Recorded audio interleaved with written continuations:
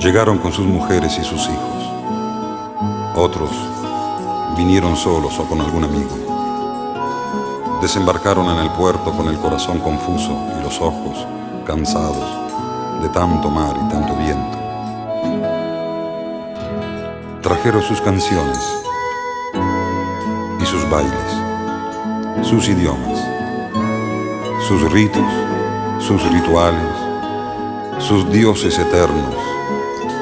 Trajeron todo lo que pudieron, hasta sus vicios y todos los juegos que aprendieron de niños para matar el tiempo adverso.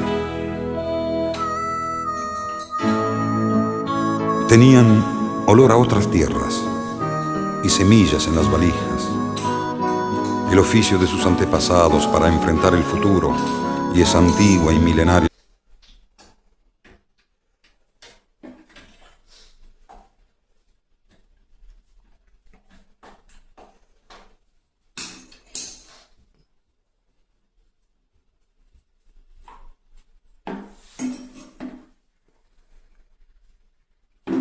Esto lo pusieron por yo todavía.